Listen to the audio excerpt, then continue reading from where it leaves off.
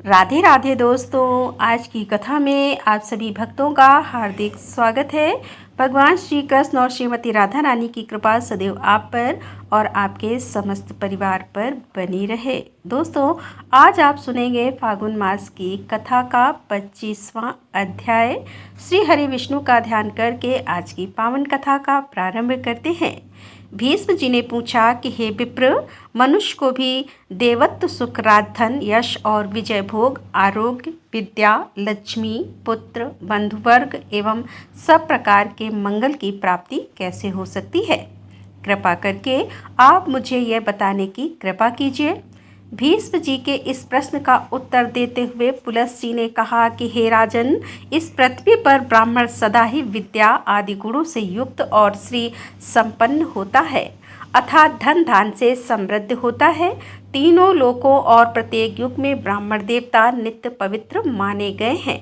ब्राह्मण देवताओं का देवता है, संसार में उसके समान दूसरा कोई नहीं है। यह साक्षात धर्म की मूर्ति है और इस पृथ्वी पर सबको मोक्ष प्रदान करने वाला है। हे ब्राह्मण, सब लोगों का गुरु, पूज्य और तीर्थ स्वरूप मनुष्य है और ब्रह्मा जी ने उसे सब देवताओं का आश्रय बनाया है। पूर्व काल में नारद जी ने इसी विषय को ब्रह्मा जी से इस प्रकार पूछा था। हे ब्राह्मण, किसकी पूजा करने पर भगवान लक्ष्मीपति प्रसन्न होते हैं? ब्रह्मा जी बोले, जिस पर प्रसन्न होते हैं उस पर भगवान श्री विष्णु भी प्रसन्न हो जाते हैं। अतः ब्राह्मणों की सेवा करने वाला मनुष्य परम ब्रह्म परमात्मा को प्राप्त होता है। ब्राह्मण के शरीर में सदा ही श्री विष्णु का निवास होता है। इसीलिए जो दान, मान और सेवा आदि के द्वारा प्रतिदिन ब्राह्मणों की पूजा करता है, उसके द्वारा मानो शास्त्रीय विधि के अनुसार उत्तम दक्षिणा से युक्त 100 यज्ञों का अनुष्ठान हो जाता है। जिसके घर पर आया हुआ विद्वान ब्राह्मण निराश नहीं लौटता, उसके पूर्ण पापों का नाश हो जाता है तथा वह अच्छे स्वर्ग को प्राप्त हो जाता है।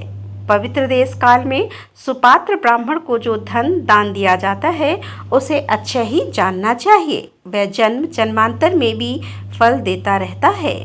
ब्राह्मणों की पूजा करने वाला मनुष्य कभी दरिद्र, दुखी और रोगी नहीं होता। जिस घर आंगन में ब्राह्मणों की चरण धूलि पवित्र एवं शुद्ध होते रहते हैं, ऐसे घर पुण्य क्षेत्र के समान माने जाते हैं। उन्हें यज्ञ कर्म के लिए श्रेष्ठ माना जाता है। भीष्म पूर्व काल में ब्रह्मा जी के मुख से पहले ब्राह्मण का प्रादुर्भाव हुआ था। फिर उसी मुख से जगत की सृष्टि और पालन के हेतु वेद प्रकट हुए थे। अतः विधाता ने समस्त लोगों की पूजा ग्रहण करने के लिए और समस्त यज्ञों के अनुष्ठान के लिए ब्राह्मण के ही मुख में वेदों को समर्पित किया। पितृयज्ञ अर्थात श्राद्ध, तर्पण, विवाह, अग्निहोत्र, शांति, कर्म तथा सब प्रकार के मांगलिक कार्यों में ब्राह्मण ही सदा उत्तम माने गए हैं। ब्राह्मण के ही मुख से देवता, हव्य और पितर, कवित्री, दैत्य और राक्षस भोजन करते हैं। अतः दान, होम आदि में ब्राह्मण को बुलाकर भोजन अवश्य कराना चाहिए और उन्हीं से सब कर्म भी कराना चाहिए। उत्तम देश काल में और उत्तम पात्र को दिया हुआ दान 10 लाख गुना और अधिक फलदायी होता है। ब्राह्मण को देखकर श्रद्धापूर्वक उसको प्रणाम करना चाहिए, क्योंकि ब्राह्मण के आशीर्वाद से मनुष्य की आयु बढ़ती है और वह चिरजीवी होते हैं। ब्राह्मण को देखकर उसे प्रणाम न करने से, ब्राह्मण के साथ द्वेष रखने से तथा उसके प्रति आश्रय हो जाता है तथा परलोक में भी उनकी दुर्गति होती है। ब्राह्मण का पूजन करने से आयु, यश, विद्या और धन की वृद्धि होती है तथा मनुष्य श्रेष्ठ दशा को प्राप्त होता है। इसमें तनिक भी संदेह नहीं है। जिन घरों में ब्राह्मण के चरणोदक के कीच नहीं होती, जहाँ वेद और शास्त्रों की ध्वनि नहीं सुनाई देती और जो घर तर्पण और ब्राह्मणों के आशीर्वाद से वंचित रहते हैं, वे शमशान के समान है। नारद जी ने पूछा, पिताजी, कौन सा ब्राह्मण अत्यंत पूजनीय है? ब्राह्मण और गुरु के लक्षण का यथावत वर्णन कीजिए। तब ब्रह्मा जी ने कहा कि हे वत्स श्रोती, और सदा ब्राह्मण की नित्य पूजा करनी चाहिए। जो उत्तम व्रत का पालन करने वाला और पापों से मुक्त हो, वह मनुष्य तीर्थ स्वरूप है। उत्तम क्षेत्रीय कुल में भी उत्पन्न होकर जो वैदिक कर्म का अनुष्ठान नहीं करता, वह पूजित नहीं होता तथा असत क्षेत्र अर्थात म्रात कुल में जन्म लेकर भी जो वेदानु कुल कर्म करता है वह पूजा के योग्य है। जैसे महर्षि वेदव्यास और ऋषि सिंह विश्वामित्र यद्यपि क्षत्रिय कुल में उत्पन्न हैं, तथापि अपने सत्कर्मों के कारण वे मेरे ही समान हैं। इसीलिए बेटा, तुम पृथ्वी के तीर्थ स्वरूप श्रोत्रिय आदि ब्राह्मणों के लक्षण सुनो। इनके सुनने मात्र से ही सब पापों का नाश हो जाता है। ब्राह्मण के बालक को जन्म से ब्राह्मण की समझना चाहिए। संस्कारों से उसकी द्विज की संज्ञा होती है तथा विद्या पढ़ने से वह भी प्रणाम धारण करता है। इस प्रकार जन्म, संस्कार और विद्या, इन तीनों से युक्त होना श्रोत्रिय का लक्ष्य है। जो विद्या, मंत्र तथा वेदों से शुद्ध होकर तीर्थ स्नान आदि के कारण और भी पवित्र हो गया, वह ब्राह्मण परम पूजनीय माना गया है। और जो सदा भगवान श्री नारायण में ही भक्ति रखता है, जिसका अंतःकरण शुद्ध है, जिसने अपनी इंद्रियों और क्रोध को जीत लिया है, जो सब लोगों के प्रति समान भाव रखता है, जिसके हृदय में गुरु, देवता और अतिथि के प्रति भक्ति है, जो पिता और माता की सेवा में लगा रहता है और जिसका मन पराई स्त्री में कभी सुख नहीं अनुभव करता, जो सदा पुराणों की कथा कहता है और धार्मिक उपाख्यान का प्रसार करता है, उस ब्राह्मण के दर्शन करने मात्र से प्रतिदिन अश्वमेध आदि यज्ञों का फल प्राप्त होता है। जो प्रतिदिन स्नान, ब्राह्मणों का पूजन तथा नाना प्रकार के व्रतों का अनुष्ठान करने से पवित्र हो गया है तथा जो गंगा जी के जल का सेवन करता है, उसके साथ वार्तालाप करने से ही उत्तम गति प्राप्ति हो जाती है। जो शत्रु और मित्र दोनों के प्रति दया भाव रखता है, सब लोगों के साथ समत्व का बर्ताव करता है, दूसरों का धन और जंगल में पड़ा हुआ तिनका भी नहीं चुराता, काम और क्रोध आदि दोषों से मुक्त है, जो इंद्रियों के वश में नहीं होता, यजुर्वेद में वर्णित चतुर्वेद में शुद्ध तथा 24 अक्षरों से युक्त त्रिपदा गायत्री का प्रतिदिन जप करता है तथा उसके भेदों को जानता है, वह ब्रह्म पद को प्राप्त हो जाता है। नारद जी ने पूछा, पिताजी, गायत्री का क्या लक्षण है? उसके प्रत्येक अक्षर में कौन सा गुण है तथा उसकी कुछी शरण और गोत्र का क्या निर्णय है? इस बात को भी स्पष्ट रूप से बताइए। जो इंद्रियों के वश में नहीं होता, यजुर्वेद में वर्णित चतुर्मेद में शुद्ध तथा 24 अक्षरों से युक्त त्रिपदा गायत्री का प्रतिदिन जप करता है तथा उसके भेदों को जानता है, वह ब्रह्मा पद को प्राप्त हो जाता है। नारद जी ने पूछा कि पिताजी, गायत्री का क्या लक्षण हो? उसके प्रत्येक अक्षर में कौन सा गुण है तथा उसकी कुछी चरण और गोत्र का क्या निर्णय है? इस बात को भी स्पष्ट रूप से बताइए। तब ब्रह्मा जी बोले कि वत्स, गायत्री मंत्र का छंद गायत्री और देवता सविता निश्चित किए गए हैं। गायत्री देवी का वर्ण शुक्ल मुख अग्नि और ऋषि विश्वामित्र है। ब्रह्मा जी उनके मस्तक स्थानीय हैं और उनकी शिखा रुद्र और हृदय श्री विष्णु है। उनका उपनयन कर्म में विनियोग होता है। गायत्री देवी सांख्या यान गोत्र में उत्पन्न हुई हैं। तीनों लोग उनके 3 चरण हैं। पृथ्वी उनके उदर में स्थित है। पैर से लेकर मस्तक तक शरीर के 24 स्थानों में गायत्री के 24 अक्षरों का न्यास करके द्विज ब्रह्म लोक को प्राप्त हो जाता है तथा प्रत्येक अक्षर के देवता का ज्ञान प्राप्त करने से विष्णु का सायुज्य मिलता है। और अब मैं गायत्री का दूसरा निश्चित लक्षण बतलाता हूँ। वह 18 अक्षरों का यजुर मंत्र है। अग्नि शब्द से उसका आरंभ होता है और स्वाहा से ह का पर उसकी समाप्ति हो जाती है। जल में खड़े होकर इसका 100 बार जप करना चाहिए और इससे करोड़ों पातक और उपपातक नष्ट हो जाते हैं तथा जप करने वाला पुरुष ब्रह्म हत्यात पापों से मुक्त होकर मेरे लोक को प्राप्त हो जाता है। यह मंत्र इस प्रकार है। अग्नि पाक पुरुषी यजुर्वेद ज्येष्ठा सोम बिब स्वाहा। इसी प्रकार विष्णु मंत्र, महेश्वर महामंत्र, देवी महामंत्र, सूर्य मंत्र, गणेश मंत्र तथा अन्यान्य देवताओं के मंत्रों का जप करने से भी मनुष्य पाप रहित होकर उत्तम गति को पाता है। जिस किसी कुल में उत्पन्न हुआ ब्राह्मण भी यदि जप परायण हो तो वह साक्षात ब्रह्मा स्वरूप है। उसका यत्नपूर्वक पूजन करना चाहिए। ऐसे ब्राह्मणों को प्रत्येक पर्व पर विधि पूर्वक दान देना चाहिए। इससे दाता को करोड़ों जन्मों तक अच्छे पुण्य की प्राप्ति होती है। जो ब्राह्मण स्वाध्याय परायण होकर स्वयं पढ़ता है और दूसरों को पढ़ाता है और संसार में जातियों, यहाँ धर्म, सदाचार, श्रुति, स्मृति, पुराण संहिता तथा धर्म संहिता का श्रवण करता है, इस पृथ्वी पर वह भगवान श्री विष्णु के समान है।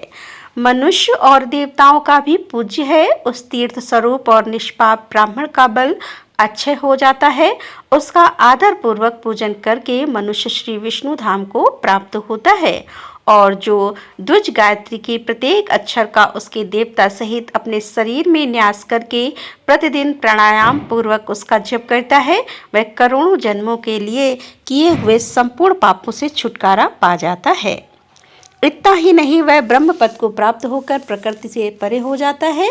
इसीलिए नारद, तुम प्राणायाम सहित गायत्री का जप किया करो। नारद जी ने पूछा कि हे ब्राह्मण, प्राणायाम का क्या स्वरूप है? गायत्री के प्रत्येक अक्षर के देवता कौन कौन हैं तथा शरीर के किन किन अवयवों में उनका न्यास किया जाता है? हे तात, इन सभी बातों का क्रमशः वर्णन कीजिए। ब्रह्मा जी बोले, प्रत्येक देहदली जप करता है उसके महापातकों की राशि भी भस्म हो जाती है तथा दूसरे दूसरे पातक भी एक एक करके मंत्र उच्चारण से नष्ट हो जाते हैं। जो प्रत्येक वर्ण के देवता का ज्ञान प्राप्त करके अपने शरीर में उसका न्यास करता है, वह ब्रह्मा भाव को प्राप्त होता है। उसे मिलने वाले फल का वर्णन नहीं किया जा सकता। बेटा, प्रत्येक अक्षर के जो जो देवता है उसका वर्णन करता हूँ, सुनो। इन अक्षरों का जप करने से द्विज को फिर जन्म नहीं लेना पड़ता। प्रथम अक्षर के देवता अग्नि, दूसरे के वायु, तीसरे के सूर्य, चौथे के वियत अर्थात आकाश और पांचवें के यमराज, छठे के वरुण, सातवें के बृहस्पति, आठवें के पर्जन्य, नव के इंद्र और 10वें के गंधर्व, 11वें के पूषा, 12वें के मित्र, 13वें के त्वष्टा, 14वें के वसु और 15वें के मरुदगण, 16वें के सोम, 17वें के अंगीरा, 18वें के विष्णुदेव और 19वें के अश्वनी कुमार, 20वें के प्रजापति, 21वें के संपूर्ण देवता, 22वें के रुद्र और 23वें के ब्रह्मा और 24वें के श्री विष्णु। इस प्रकार 24 अक्षरों के ये 24 देवता माने गए हैं। गायत्री मंत्र के इन देवताओं का ज्ञान प्राप्त कर लेने पर संपूर्ण वाग्मय अर्थात वाणी के विषय का बोध हो जाता है। जो इन्हें जानता है वह सब पापों से मुक्त होकर ब्रह्म पद को प्राप्त होता है। विज्ञ पुरुष को चाहिए कि अपने शरीर के पैर से लेकर सिर तक 24 स्थानों से पहले गायत्री के अक्षरों का न्यास करे। तत् का पैर के अंगूठे में, सा का गुल्फ अर्थात घुट्टी में, बी का दोनों पिंडलियों में, तू का घुटनों में, वर का जांघों में और रे का गुदा में, नव का अंडकोश में, माँ का कटी भाग में, भा का नाभि मंडल में, रगों का उदर में, दे का दोनों स्तनों में, वा का हृदय में, स्वा का दोनों हाथों में, धी का मुंह में, माँ का तालू में, हरिम का नासिका के अग्रभाग में, धी का दोनों नेत्रों में, यो का दोनों बहुओं में, यो का ललाट में, ना का मुख के पूर्व भाग में, प्र का दक्षिण भाग में, चौ का पश्चिम भाग में और दा का मुख के उत्तर भाग में न्यास करें। फिर याद का मस्तक में न्यास करके सर्वव्यापी स्वरूप से स्थित हो जाएं। धर्मात्मा पुरुष इन अक्षरों का न्यास करके ब्रह्मा, विष्णु और शिव का स्वरूप हो जाता है। वह महायोगी और महाज्ञानी होकर परम शांति को प्राप्त होता है। हे नारद, अब संध्या काल के लिए एक और न्यास बतलाता हूँ, उसका भी यथार्थ वर्णन सुनो। ओम भू इसका हृदय में न्यास करके ओम भुव का सिर में न्यास करें। फिर ओम स्वाहा का शिखा में, ओम तस् वितुर्वर्णियम का समस्त शरीर में, ओम भर्गो देवस्य धीमहि इसका नेत्रों में तथा ओम धियो योनः प्रचोदयात् का दोनों हाथों में न्यास करें। तत्पश्चात ओम आपो ज्योति रसो मृत ब्रह्मा भूर्भुआ स्वरम का उच्चारण करके स्पर्श करके मात्र से द्विज पापों से शुद्ध होकर श्री हरि को प्राप्त हो जाता है। इस प्रकार व्यार और 12 ओमकारों से युक्त गायत्री का संध्या के समय कुभंग क्रिया के साथ 3 बार जप करके सूर्योपस्था काल में जो 24 अक्षरों की गायत्री का जप करता है वह महाविद्या का अधीश्वर होता है और ब्रह्म पद को प्राप्त करता है। व्यातियों सहित इस गायत्री का पुनः न्यास करना चाहिए। ऐसा करने से द्विज सब पापों से मुक्त होकर श्री विष्णु के सायुज्य को प्राप्त हो जाता है। न्यास विधि यह है कि ओम भूपादा ध्यान का उच्चारण करके दोनों चरणों का स्पर्श करें। इसी प्रकार ओम भुवाजानु ध्यान कहकर दोनों घुटनों का, ओम स्वः कटियाम कहकर कटभाग का और ओम महनाभि का उच्चारण करके नाभि स्थान का, ओम जन हृदय कहकर हृदय का, ओम तब करियो बोलकर दोनों हाथों का, ओम सत्यम ललाटी का उच्चारण करके ललाट का तथा गायत्री मंत्र का पाठ करके शिखा का स्पर्श करना चाहिए। सब बीजों से युक्त इस गायत्री को जो जानता है वह मानो चारों वेदों का योग तथा तीनों प्रकार के वांचिक, उपांशु और मानसिक जप का ज्ञान रखता है। जो इस गायत्री को नहीं जानता वह शूद्र से भी अधम माना गया है। उस अपवित्र ब्राह्मण को पितरों के निमित्त किए हुए पार्वण विदुव उत्तम जन्म दजब तथा जिस पुण्य के कारण उसे वह सब कुछ मिला है वह भी व्यर्थ होता है। ठीक उसी तरह जैसे कोई पवित्र पुष्प किसी गंदे स्थान में पड़ जाने पर काम में लेने योग्य नहीं रह जाता। मैंने पूर्व काल में चारों वेदों और गायत्री की तुलना की थी। उस समय चारों वेदों की अपेक्षा गायत्री ही गुरुतर सिद्ध हुई, क्योंकि गायत्री मोक्ष देने वाली मानी गई है। गायत्री 10 बार जपने से वर्तमान जन्म के, 100 बार जपने से पिछले जन्म के तथा 1000 बार जपने से तीनों युगों के पाप नष्ट कर देती है। जो सवेरे और शाम को रुद्राक्ष की माला पर गायत्री का जप करता है वह निसंदेह चारों वेदों का फल प्राप्त कर लेता है। जो द्विज 1 वर्ष तक तीनों समय गायत्री का जप करता है उसके करोड़ों जन्मों के उपार्जित पाप भी नष्ट हो जाते हैं। गायत्री के उच्चारण मात्र से पाप राशि से छुटकारा मिल जाता है और मनुष्य शुद्ध हो जाता है। तथा जो द्विज श्रेष्ठ प्रतिदिन गायत्री का जप करता है उसे स्वर्ग और मोक्ष की प्राप्ति होती है। जो नित्यपति वासुदेव मंत्र का जप और भगवान श्री विष्णु के चरणों में प्रणाम करता है वह मोक्ष का अधिकारी हो जाता है। जिसके मुख में भगवान वासुदेव के स्रोत और उनकी उत्तम कथा रहती है उसके शरीर में पाप का लेस मात्र भी नहीं रहता। वेद शास्त्रों का अवगाहन करने, उनके विचार में संलग्न रहने से गंगा स्नान के समान फल की प्राप्ति हो जाती है। लोक में धार्मिक ग्रंथों का पाठ करने वाले मनुष्यों को करोड़ों यज्ञों का फल मिलता है। हे नारद, मुझ में ब्राह्मणों के गुणों का पूरा वर्णन करने की शक्ति नहीं है। ब्राह्मणों के सिवा दूसरा कौन देहधारी है जो विश्व स्वरूप को ब्राह्मण श्री हरि का मूर्तिमान विग्रह है। उसके शाप से विनाश होता है और वरदान से आयु, विद्या, यश, धन और सब प्रकार की संपत्तियां प्राप्त होती हैं। ब्राह्मणों के ही प्रसाद से भगवान श्री विष्णु सदा ब्राह्मण कहलाते हैं। जो ब्राह्मण अर्थात ब्राह्मणों के प्रति अनुराग रखने वाले देव हैं, गौ और ब्राह्मणों के हितकारी हैं तथा संसार की भलाई करने वाले हैं, उन गोविंद श्री कृष्ण को बारंबार नमस्कार है। जो सदा इस मंत्र से श्री हरि का पूजन करता है उसके ऊपर भगवान सदा ही प्रसन्न रहते हैं तथा वह भगवान श्री विष्णु का सायुज्य प्राप्त करता है। जो इस धर्म स्वरूप पवित्र आख्यान का श्रवण करता है उसके जन्म जन्मांतर के किए हुए पाप नष्ट हो जाते हैं। जो इसे पढ़ता, पढ़ाता तथा दूसरे लोगों को उपदेश करता है उसे पुनः इस संसार में नहीं आना पड़ता। वह इस लोक में धन, धान, राजा और चित भोग, आरोग्य, उत्तम पुत्र तथा शुभ कीर्ति प्राप्ति करता है। राधे राधे। जय श्री कृष्णा। आज की कथा का यहीं पर समापन करती हूँ। इसके आगे का वृतांत आप कल की कथा में सुनेंगे। उम्मीद करती हूँ कि आज की कथा आपको ज़रूर पसंद आई होगी। तो अगर वीडियो अच्छी लगी हो तो वीडियो को लाइक ज़रूर किया कीजिए और अगर संभव हो तो वीडियो को शेयर भी किया कीजिए और कमेंट बॉक्स में राधे राधे तो ज़रूर लिखा कीजिए। तो दोस्तों मिलते हैं इसके आगे की कथा लेकर। तब तक के लिए राधे राधे। जय श्री कृष्णा। हर हर महादेव। जय भोलेनाथ की।